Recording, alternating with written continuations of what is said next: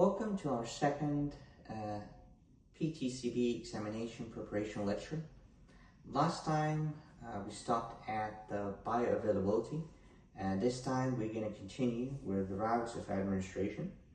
We're going to also go through pharmacodynamics, including the concepts and understanding what our receptors are, what our antagonists, what are agonists, what are neurotransmitters, and what is therapeutic index.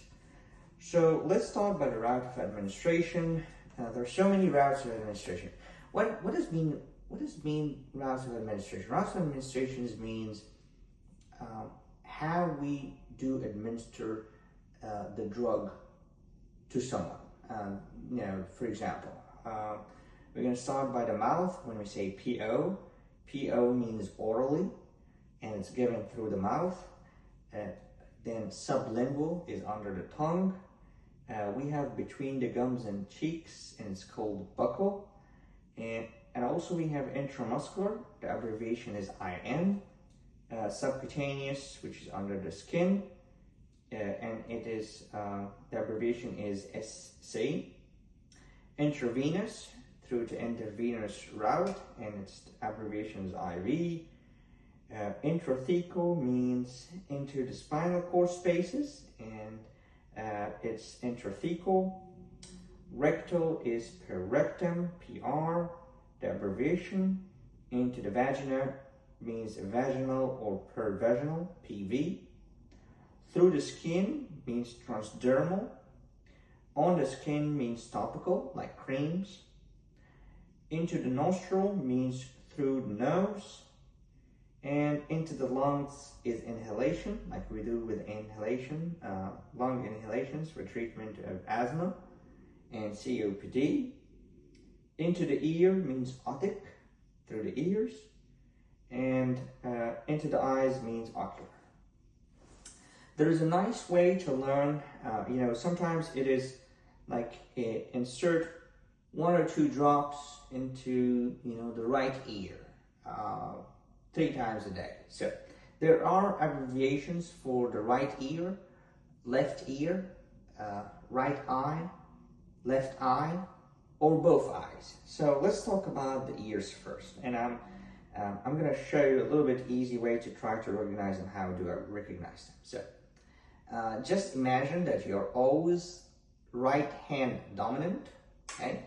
So the dominancy to the right hand, I don't mean any kind of anything bad about people who are left-handed, but I just wanted, for the sake of learning how it is, so most of the people are right-handed, so let's say the D is the dominant. So when you see AD, A stands for otic, and then AD means the dominant is right, that means it is to the right ears. AS is the left. So the dominant is always the right, and S is the left. Same thing with ocular. So anything that starts with an O means the eyes, anything with an A is for the ears. And so AD or OD means the right ear or the right eye. AS or OS means the left ear or the left eyes. We want to say, if we want to say both eyes or both ears, it will be AU. So anything that has a U, it means both. AU for both ears and OU for both eyes. So if you're able to learn it this way, that'll be really very great, and it will do you save you a lot of trying to memorize what they are and what they're used for. So we go after that into the pharmacodynamics portion, and we said the one starts with a D for dynamics is basically the D for the drug, and it's basically what the drug does to our body. But first, to understand what the drugs does to our body, is we need to know meaning of a couple of things. We need to know the meaning of receptors, the meaning of agonists, the meaning of antagonists, the meaning of neurotransmitters, and at the end to understand the concept of the TI, which stands for therapeutic index. So what are receptors? That's the first thing we need to know. So receptors are basically, they are proteins which are either located inside the cell or on the surface of the cell. This is where drugs interact and where they actually have their action. So drugs get attached to receptors, okay, which are proteins either on the surface of the cell or inside the cell. So whenever a drug gets attached to a receptor, which we agreed is just a protein on the cell, on the surface of the cell or inside the cell, it does either one of two things. And just to need to understand that why we take so a question comes in, like for example, why we take different drugs and why different drugs don't act on the same receptors. That's very important to understand. So not all drugs are the same and not all receptors are the same. In a sense that, let's try to understand it and imagine that the drug, when it fits into a specific receptor, it's exactly like, they call it the key lock theory. Like not every key can open every lock. So it's the same thing. So not every drug acts on all receptors. Each drug acts on a specific receptor. This is because of they are just exactly like the key lock. They have to fit in a specific way on those proteins, exactly like a key and lock. So if this does not happen, I mean, the drug is not going to do anything to those receptors. And then when drugs fit into their specific receptors, they can cause either one of two things. They can cause an agonistic effect, that's why we call them agonists, or they can cause antagonistic effect when we call them antagonists. So what is agonist and what are antagonists? So when the drug molecules mimic normal physiological processes in the body, so when the drug is mimicking those physiological processes in the body, and an agonist, which is a drug, gets into the receptor and it activates the receptor and generates a response. So basically, an agonist is a drug that gets attached to a receptor, okay? Their specific receptor, and what happens is that they activate those receptors and generate a response, okay? On the other hand, if the drug fits in their own receptors that they are specified and easily matched to it, but instead of actually generating a response, they get into there and block the response.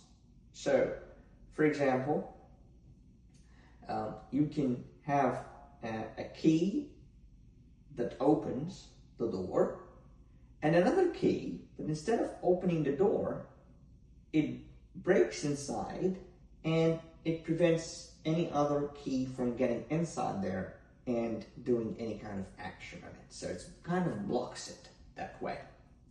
Okay, so this is to try to make it easier. So when a drug attaches to a receptor and produces a response, whatever the physiological response is, this is called an agonist. It means it produces an action, okay?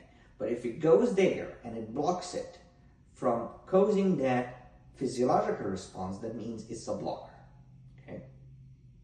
So we have a couple of examples that we can go through. An example of a beta blocker, example of an agonist is beta-2 agonists.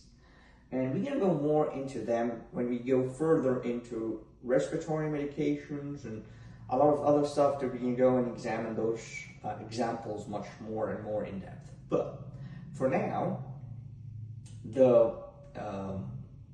we give an example about beta-2 agonists. And beta-2 agonists, from its name, those are drugs that activate the beta-2 receptors.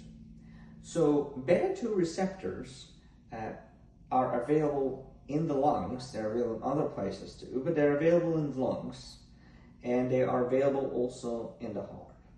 When beta-2 receptors get activated in the lungs, they cause bronchodilation, which means the bronchioles get dilated and the air can easily pass through it. So before we know that, we have to understand what does asthma and COPD, which is congestive chronic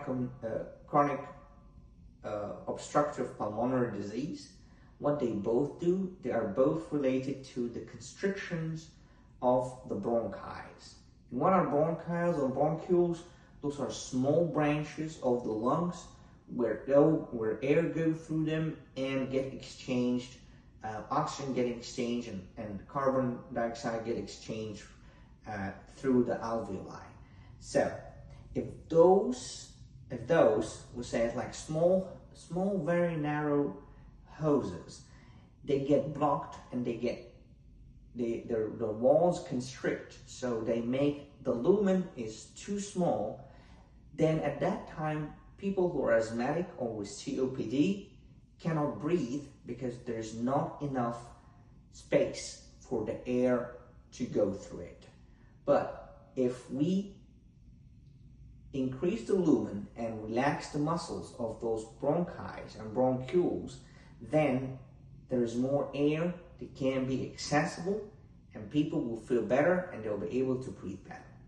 So when the beta-2 receptors in those bronchioles, when they get activated as an agonist by medications that are called agonists, they antagonize the beta-2 receptors, or they cause a response in the beta-2 receptors, those muscles relax. When those muscles of bronchioles relax, the lumen increase in size and there's more air that can pass through them. So this is an example of an agonist.